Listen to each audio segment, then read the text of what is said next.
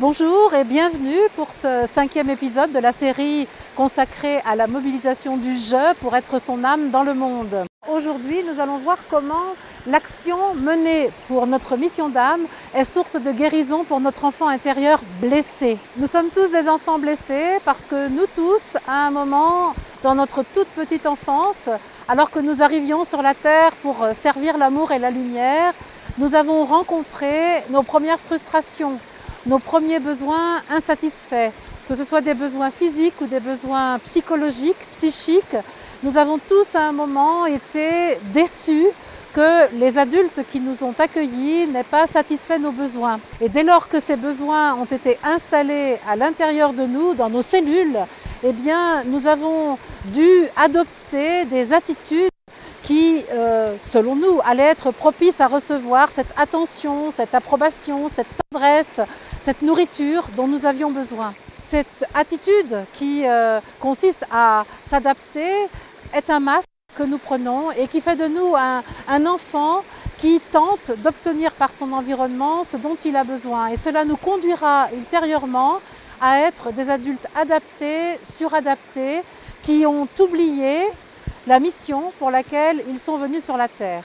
La clé pour ce faire est de demander à notre âme de délivrer dans nos cellules l'amour, la tendresse, l'approbation, la considération que l'enfant désire, dont l'enfant a manqué. Pour pouvoir faire cette transfusion d'amour que contient notre âme pour notre enfant blessé, il s'agit de reconnaître nos besoins. Pour reconnaître nos besoins, l'exercice va consister à identifier chacune de nos émotions. Nos émotions sont en effet l'indicateur des besoins profonds que nous avons à satisfaire. Chaque fois que nous avons une émotion, c'est notre âme qui frappe à notre porte pour soigner l'enfant blessé que nous sommes. Dès que nous sommes tristes, notre âme désire nous donner de l'amour, de la considération, de l'approbation.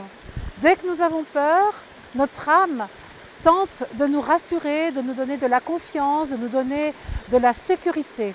Il y a lieu de revenir à l'expression des besoins profonds de l'enfant, à la sensation de ce qui est nécessaire, de ce que notre âme veut offrir à l'enfant. Et notamment, ce que notre âme veut offrir à l'enfant, c'est l'information qu'il est un être créateur, un être divin, qui vient dans le monde pour agir pour l'amour et la lumière. En résumé, pour ce qui concerne notre enfant blessé, vous l'avez compris, il s'agit de porter une attention très précise à toutes nos émotions, à les reconnaître comme des portes d'entrée que notre âme nous donne, pour nous offrir satisfaction à tous nos besoins les plus anciens.